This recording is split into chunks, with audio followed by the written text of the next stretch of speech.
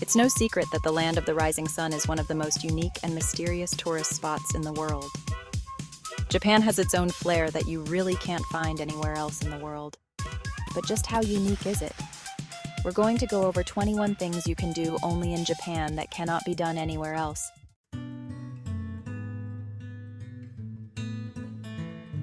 Stay in a ryokan. Most people who choose to visit Japan are often really curious and fascinated by how traditional Japanese houses look. And you can see a lot of social media posts from people who had the rare opportunity to stay in a ryokan.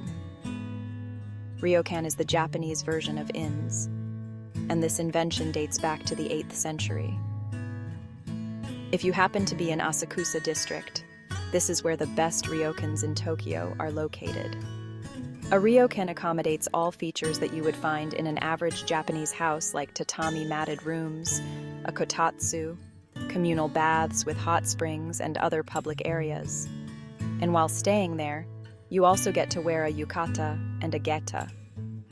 Most budget travelers might find the idea of staying in a ryokan kind of expensive, but the good news is there's a budget alternative. Minshuku is a cheaper version of a ryokan designed to cater to travelers who can't afford to stay in a ryokan.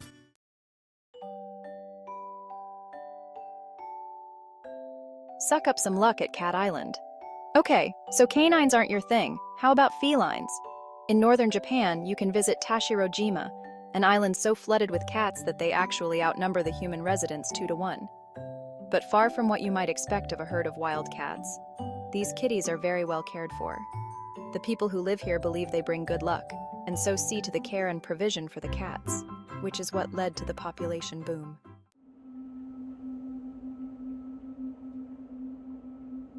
Visit a suicide forest.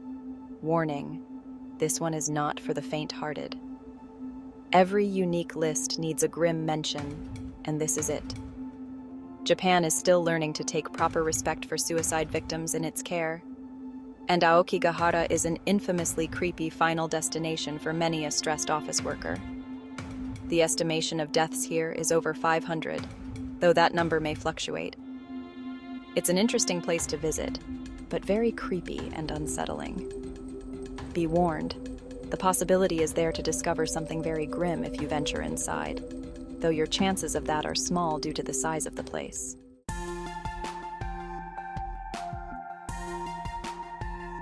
Take a bath at hot springs with snow monkeys. Combine your love of hot springs, snowy mountains, and monkeys into one. Soak in these deliciously warm hot springs while watching a fuzzy family of monkeys doing the same thing you're doing just meters away from where you sit.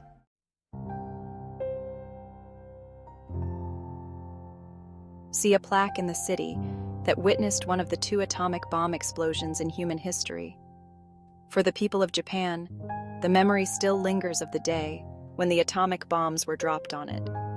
Hiroshima's Ground Zero is home to a plaque honoring those who perished, but the chilling factor comes into play when you realize that right where it stands is where the bomb landed. This is one of several locations where respectful history buffs can go and learn about that tragic day, so the memory can carry onward into the future.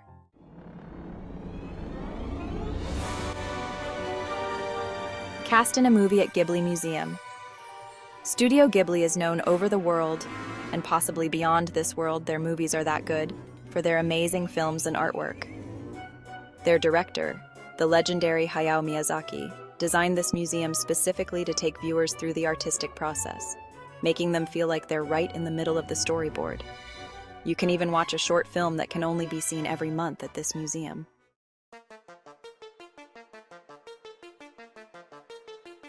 Visit a Parasite museum. Caution, eat before you go. Located in Meguro, Tokyo, if you've got an appetite for weirdness, look no further than a tiny museum with bounds of information on some pretty disgusting little critters, including the world's longest tapeworm, which is nearly 9 meters long. Yikes. Maybe skip having noodles for lunch that day.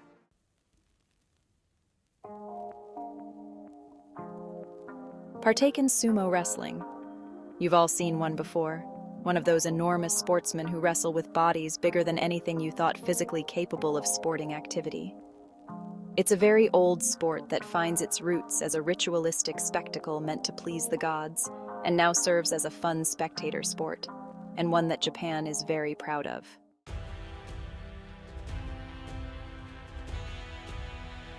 Hike Mount Fuji. Few mountains boast such a claim to fame as Mount Fuji, a soaring, elegant peak that's inspired artists for centuries. It's Japan's most sacred mountain and is a popular hiking destination at certain times of the year, so definitely check it out if you can.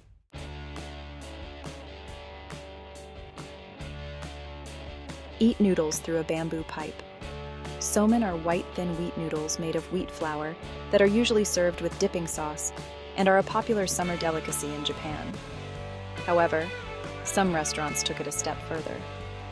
There are numerous restaurants that serve somen noodles via water flow, where the noodles slide down a bamboo pipe and you have to pick it up with chopsticks in order to eat it.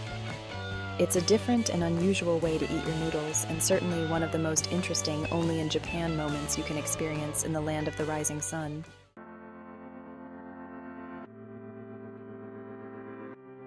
Taste extravagant fruits. Fruits in Japan hold a special spot not only at farmer markets but in society as well. Most locals give fruits as a kind gesture or as welcoming gifts. So if you ever happen to visit a Japanese family, getting them a basket of fresh fruits is always a great option. Japan has some unique fruits that you won't find anywhere else, like oddly shaped watermelons, white strawberries, plum blossoms, akebia, kabosu, sudachi, etc.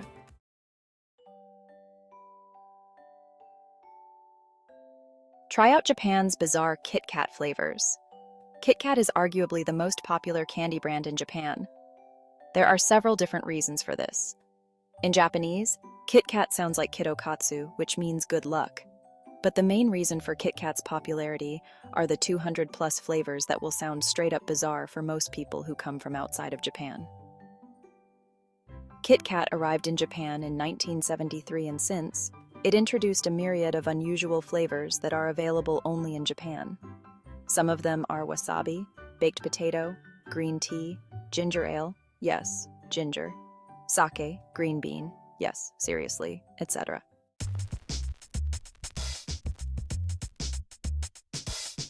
When talking about snacks in Japan, we cannot complete this list without mentioning wasabi snacks.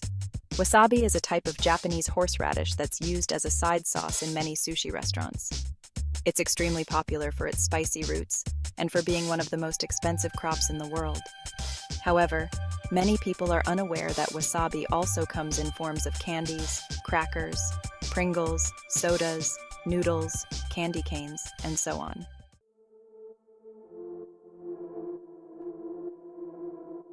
If you ever saw Japanese anime, chances are that you have seen one of these mobile food carts. The idea of Yatai in Japan, or portable food stall, dates back to the 1600s, and it became extremely popular during the country's rough years following the defeat in World War II. The standard appearance of yatais changed a lot in the past few decades, but the general motive remains the same: to provide affordable yet excellent food on the go, such as ramen, yakisoba, okonomiyaki, oden, yakitori skewers, takoyaki, and more, while keeping Japan on the top of most food tourists' bucket lists.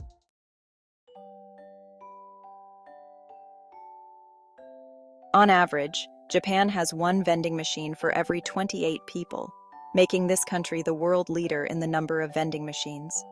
Some of these vending machines contain the standard products that you find in an average vending machine in different parts of the world. Japan also has many useful vending machines that are also a rarity, such as vending machines for fruits, umbrellas, milk, popcorn, Pokemon toys, ramen, and others. However, there are also some bizarre vending machines that you can find only in Japan. Some of these include used panties, neckties, live puppies, a girl's number, horned beetles, sex toys, and more.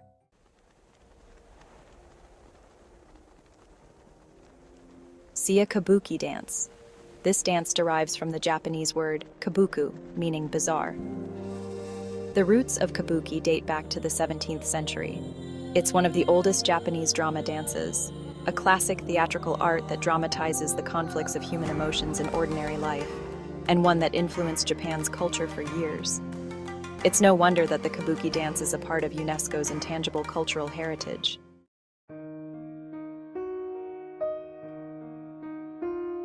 Visit the museum devoted to the world's most loyal dog. Did you ever hear the story about a loyal dog named Hachi? Hachiko was a Japanese Akita pup who was born on November 10, 1923, at a farm near the city of Odate. In 1924, Hachi was introduced to a professor named Hidesaburo Ueno. Soon, they became inseparable, and Hachi would meet Ueno at the Shibuya station every day after his work. Unfortunately, on May 21, 1925, Ueno died, but this was not the end of their friendship, at least not for Hachiko. From this day until Hachiko's death on March 8, 1935, Hachiko always waited for Ueno at the Shibuya station, every day for 10 years. Luckily, locals acknowledged this unprecedented loyalty, and today, you can see a lot of statues of Hachiko around the city, and even a small museum dedicated to the loyal pup in Odate.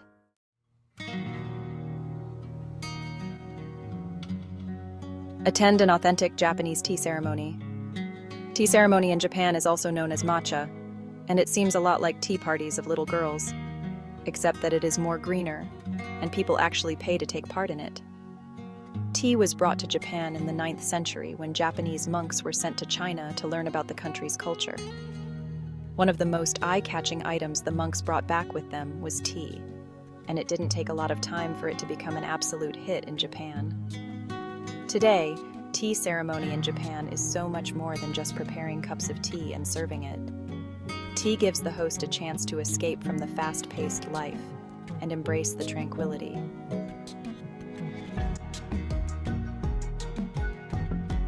Learn Japanese calligraphy.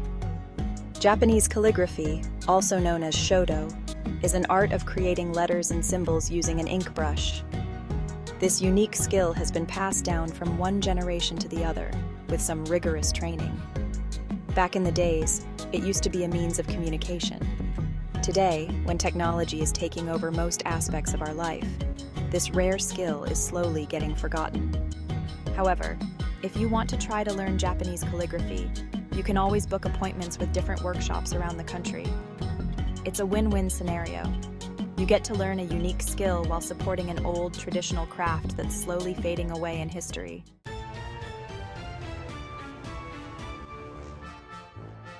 Go kimono fitting.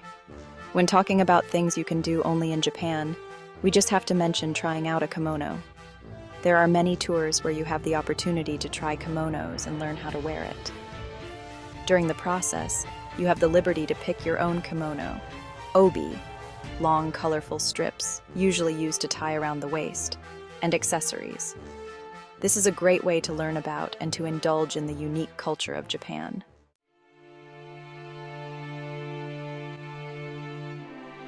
Visit a town with a no-trash policy.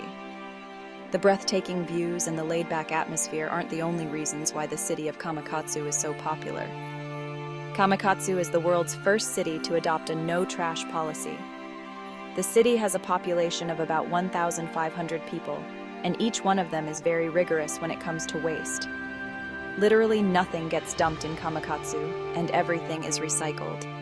The people of Kamakatsu are so devoted to keeping their city clean that they opened an academy that helps people make the recycling process as easy as possible.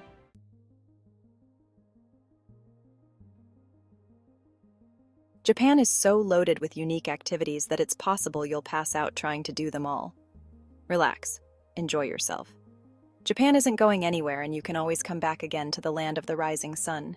Which one of these only in Japan experiences was your favorite? Which one would you like to try first? Let us know in the comments, and if you enjoyed the video, don't forget to like and subscribe.